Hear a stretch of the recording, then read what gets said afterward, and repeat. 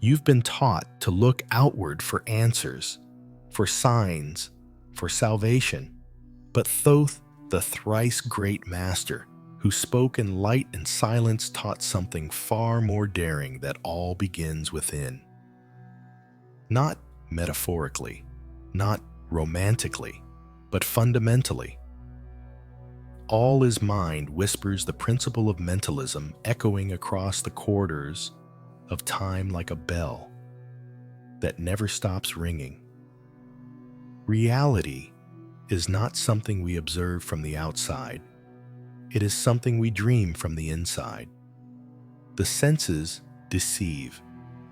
They mirror, but they do not originate.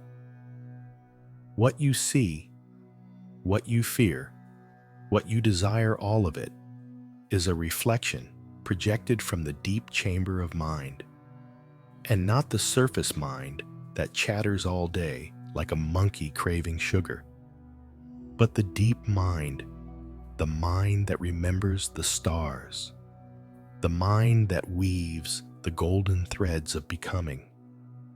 Most of us, most of the time, mistake the mirror for the source. We reach into reflections, hoping to alter what's being shown. We scrub the glass. We rearrange the objects outside us. We hunger for new jobs, new lovers, new cities, believing that if the scenery shifts, so will our inner storm. But this is like trying to change the melody of a song by adjusting the shadows on the wall. The music does not come from there. Mentalism is not a concept. It is a law. It is not something to believe in. It is something to awaken to. Just as gravity holds your feet to the earth, mentalism holds all things in the realm of thought before they ever take form. To forget this is to become a wanderer in your own dream, afraid of monsters you painted yourself. You've seen it in small ways. A day begun in gratitude seems to bloom. A morning clouded in anger tends to rain. You've noticed how two people in the same situation can live entirely different emotional realities. This is the alchemy of the mind at work, not magic in the childish sense, but magic in the ancient sense, an understanding of cause and essence, where the inner state determines the outer play. So, what is the mind then, if it is the source? Not just thought, not just emotion. The mind is the womb of all vibration. It is the silent field where form arises. It is the canvas, the brush, and the hand. But here is the turning point.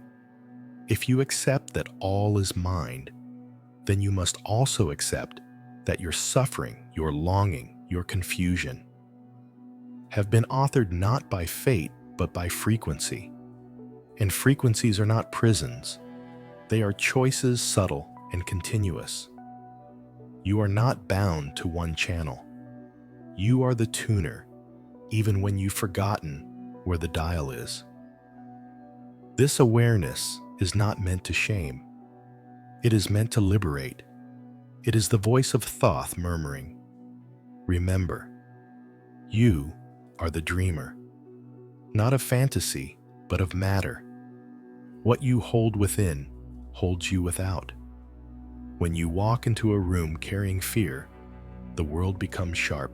When you walk in, holding wonder, the same walls begin to glow. This is not poetry. This is physics of the invisible kind. The mind is the root, and the fruit follows. Begin here, not with effort, but with inquiry. What am I thinking beneath my thinking? What do I believe reality to be? Really? What mood has governed my days like a silent tyrant? Do not answer quickly. Let the questions ring like bells in a cathedral. Let them stir what sleeps. To alchemize your life, begin by stepping back from the mirror. Stop chasing shadows. Sit with the source. Your thought is not a whisper in a vast universe. It is the loom on which the universe is woven. It is not that you attract reality like a magnet. It is that you emit reality like a beacon. Every perception is a seed, every reaction a ritual, and every moment the mind is shaping clay. So tonight, or tomorrow, or whenever your next quiet moment finds you, close your eyes, not to escape, but to enter. Feel the hum beneath your skin. Feel the breath as the wind of your soul. Watch the thoughts rise, not to control them, but to witness the projector in action. This is not fantasy. This is sacred architecture. You are not just inside the universe. The universe is inside you. If all is mind, then what is shadow and what is light? Are they separate nations within the self or variations in the same current? The second great key, polarity, answers with a knowing smile. Opposites are not enemies. They are two ends of the same thread, seemingly apart only to the senses that do not yet see. Light and dark are not rivals. They are rhythm. They are the inhale and exhale of the eternal. To fear the dark is to fear half of yourself. To cling to the light is to misunderstand its source. Every joy you've ever known has a sorrow trailing it like a quiet companion. Every breakthrough you've ever reached has emerged from a pressure, a resistance, a not knowing. Why then do we vilify one and worship the other? The Kabbalion teaches everything is dual, everything has poles, everything has its pair of opposites. This is not moral relativism. It is a blueprint, a mystical physics. Consider heat and cold, not different energies, but the same energy measured by degree. Love and hate movements along one spectrum of feeling. Fear and courage, dances on the same axis. To alchemize your life, you must stop labeling things as final. There is no permanent bad. There is only vibration in motion, moving toward balance, inviting you to participate. The moment you resist a state, be it grief, anxiety, shame, you freeze it, you entrench it. But the moment you understand that what you're experiencing is only one note in a longer symphony, you reclaim movement. You stop being a prisoner of polarity and begin to ride it like a wave. Imagine your emotional self as a great pendulum. The farther it swings into shadow, the more potential energy it gathers to swing into light. This is not punishment, it is preparation. The soul does not evolve through comfort alone. It sharpens through contrast, just as a blade sharpens against stone.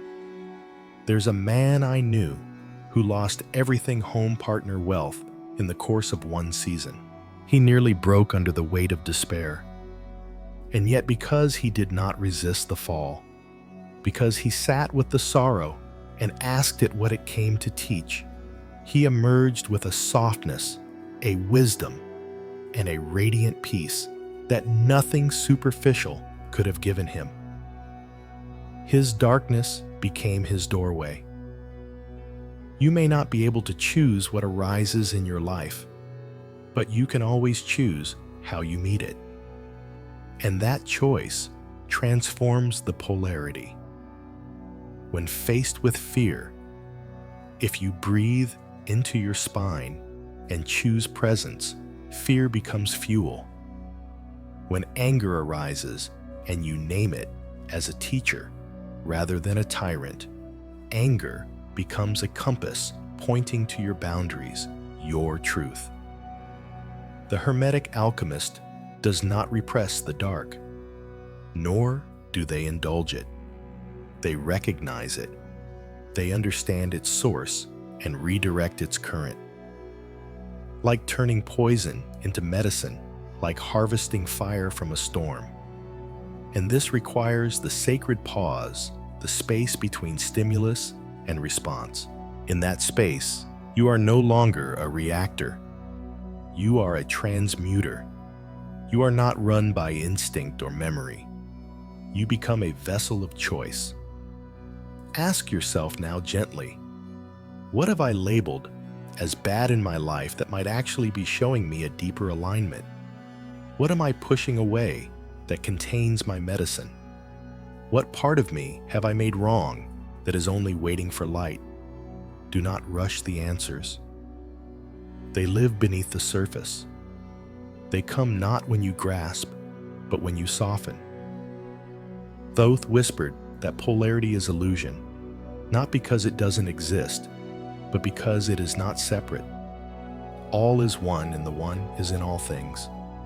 The poles are steps, not barriers.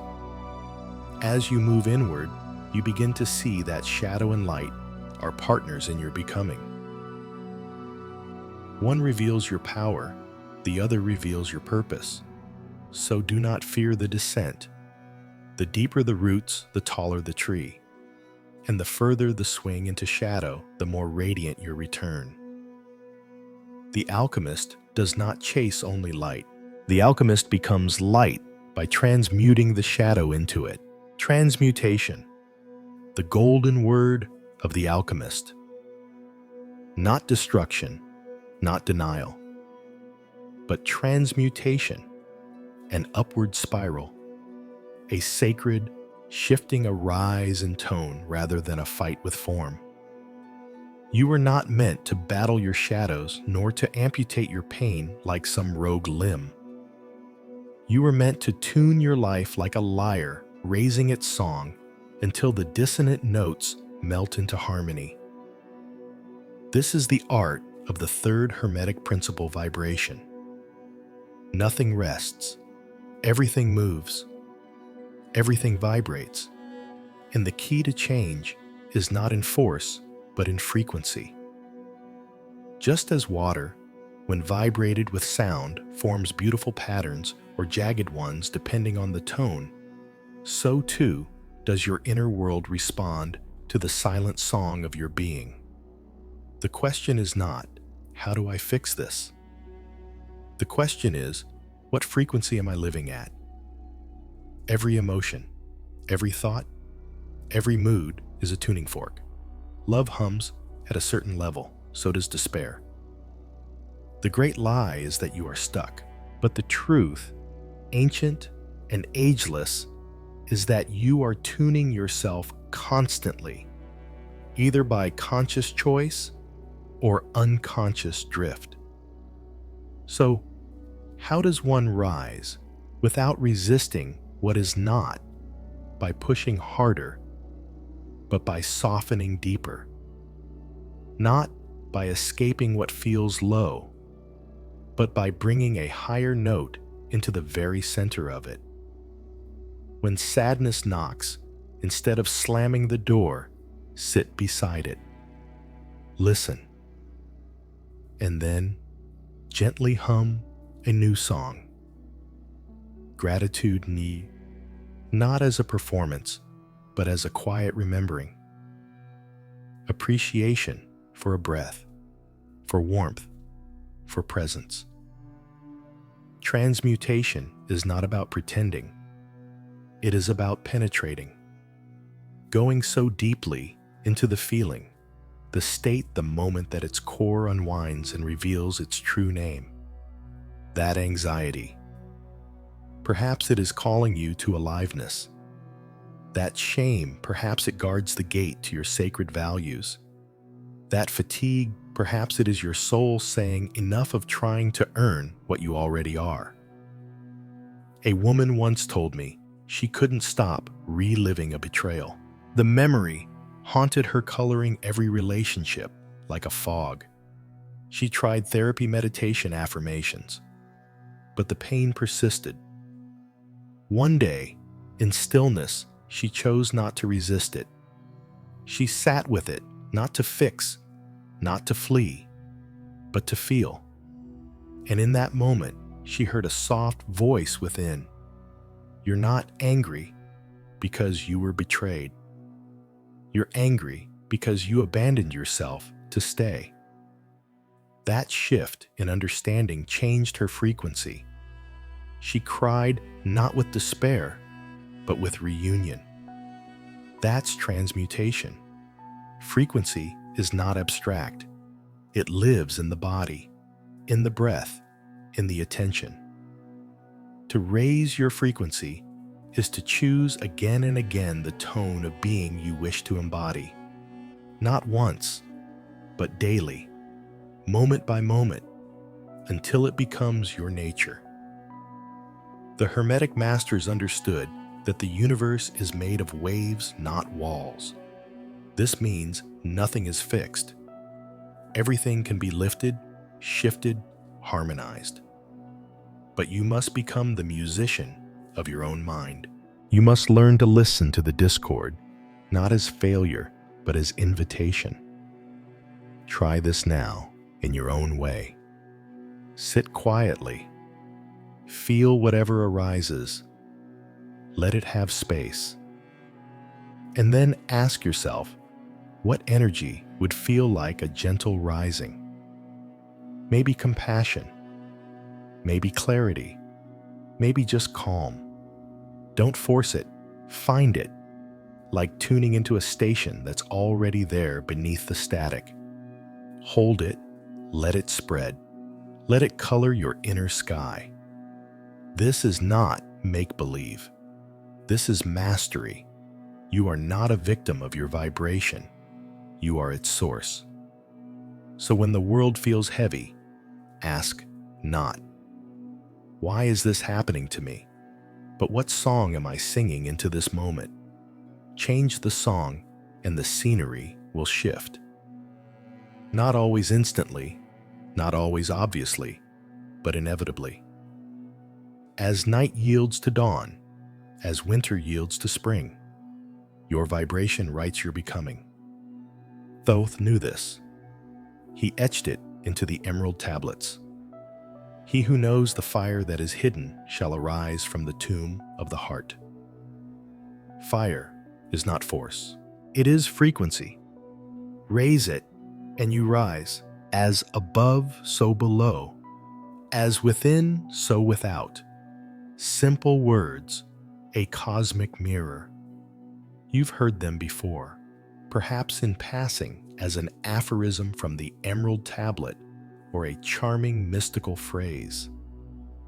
But this line is not poetry alone. It is a cipher, a spiritual equation, a key that opens the fourth Hermetic principle, correspondence. What exists outside is not separate from what stirs within, and what moves within is not powerless against what unfolds outside. The two are one spiral seen from different eyes, one dimension reflected through another, like the sun mirrored in a cup of still water. Your outer life is not a script written by strangers. It is a canvas painted by frequencies you forgot you chose. When something arises in your life, conflict, stagnation, ecstasy, it is not happening to you. It is blooming from you. Even the weeds, especially the weeds. And that recognition is not blame. It is a map back to your center. A man once walked into his workplace each morning with dread. The meetings were hostile, his colleagues distant. He believed he was a victim of poor culture, of outer dysfunction. And yet, when he chose one day to sit in silence before entering the building, asking himself, "What posture does my soul take here?" he realized he had been arriving for months, armored in tension, expecting disappointment, speaking with hidden fear. He changed nothing outside at first. But he arrived differently. Heart open mind, steady. And slowly, the mirror responded. It wasn't magic. It was correspondence. The macrocosm reflects the microcosm. Nations mirror the hearts of their people. Relationships mirror the unhealed or radiant aspects of the self. Even weather, even timing, these may appear random, but in the subtle dance of cause and vibration, nothing is without rhythm. This is why Hermetic wisdom does not seek only to fix outer form. It seeks to know the self so deeply, so honestly, that the outer form must change, not by force, but by alignment.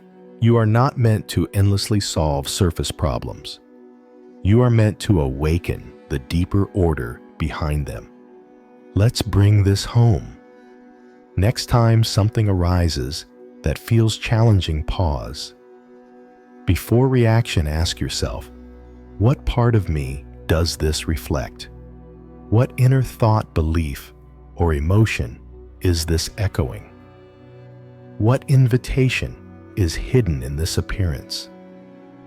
If the world outside seems loud, perhaps the inner self is longing to be heard. If you feel unseen, perhaps your own gaze has turned outward too long. If you're met with rejection, perhaps some part of you still doubts your belonging. Again, this is not about guilt. This is about seeing truly, seeing that the universe is not random. It is responsive. The Kabbalion teaches that every plane of reality, physical, mental, and spiritual, is governed by the same laws. This is correspondence. You do not need to control the storm. You need only find the storm inside and breathe it into balance. You do not need to change another's mind. You need only clarify your own. This is the axis within. The vertical thread that connects heaven and earth, spirit and matter, seen and unseen. When you are aligned on this axis, centered, aware, vibrating clearly, your outer world becomes a sacred reflection, not a chaotic projection.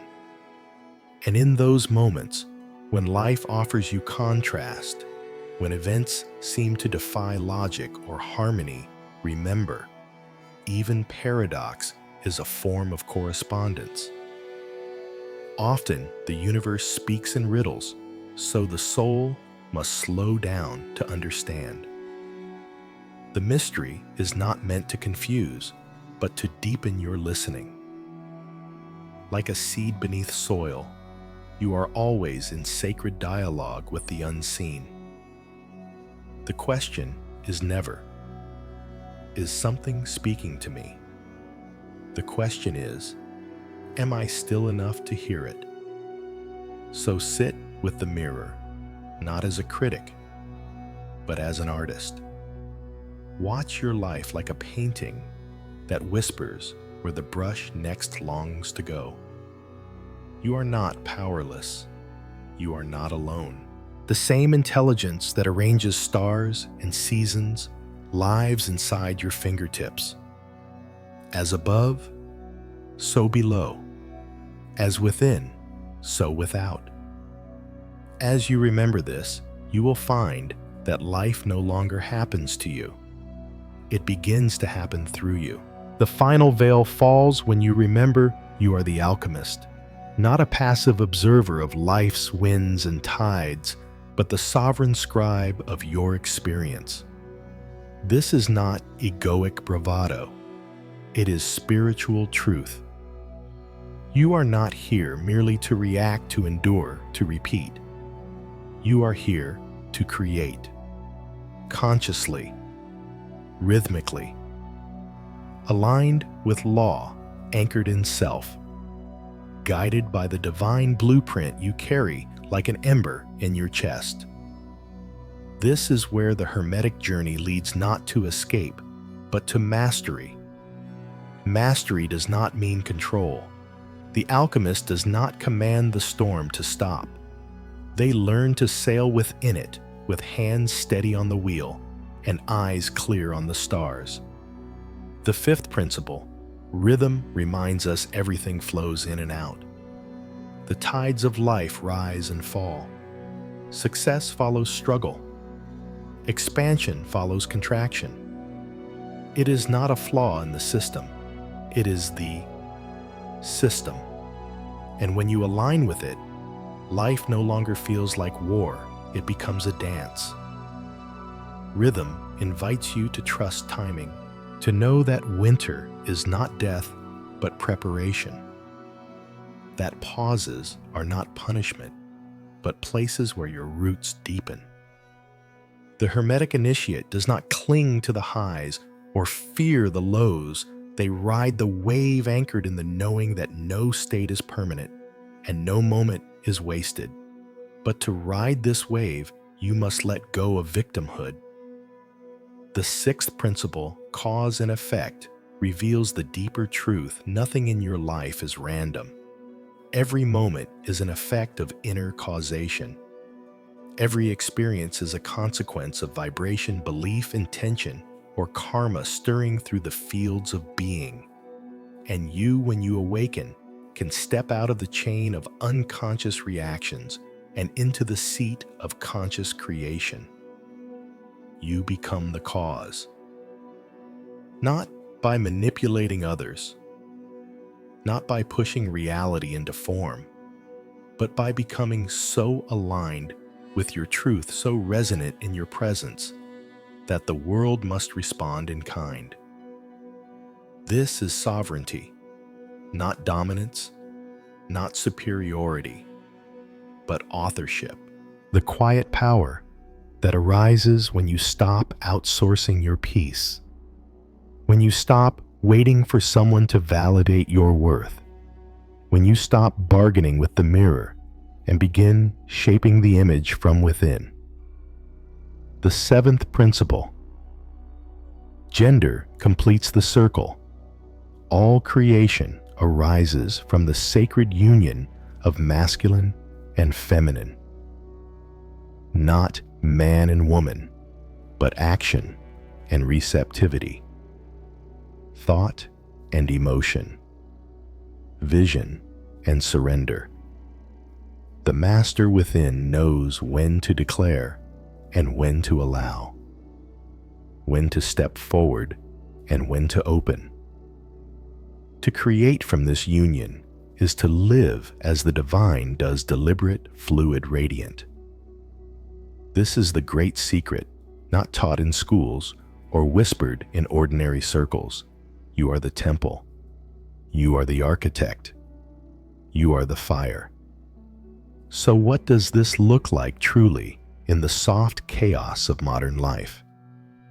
It looks like choosing presence when distraction seduces.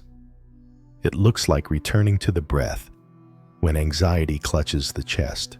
It looks like asking, what am I creating now, rather than what's happening to me? It looks like blessing your challenges as raw material for refinement. It looks like waking each day, not hoping for alignment, but becoming it. And in those moments, when you forget, when old rhythms drag you into spirals of doubt or fear, remember, the alchemist is not perfect. The alchemist is aware. They fall, but with eyes open. They falter, but with curiosity. And they always return to the center, to the breath, to the flame. You are not becoming something new.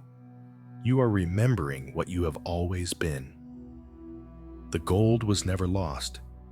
It was simply hidden beneath the lead of forgetting. So stand now, wherever you are, not in grand defiance, but in gentle knowing. The winds may come, the tides may turn, but you, when rooted in Hermetic wisdom, are not tossed.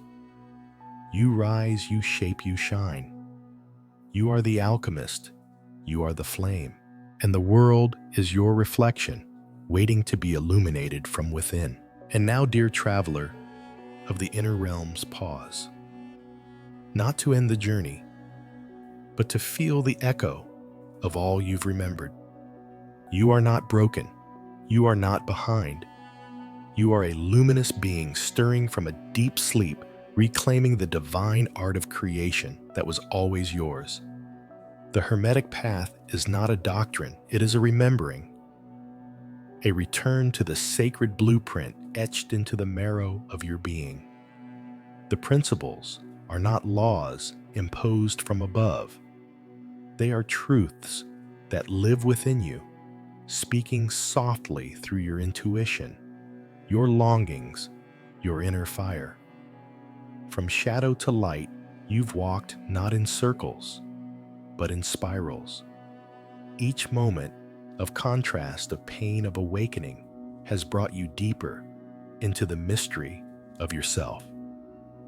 And now you see the alchemy was never outside.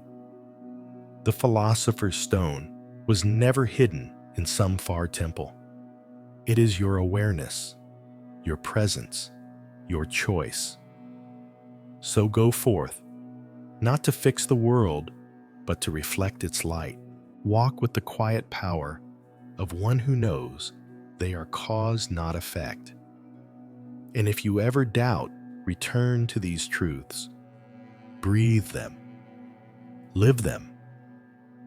And most of all, remember, the alchemist is not a role you play. It is what you are when you choose to see.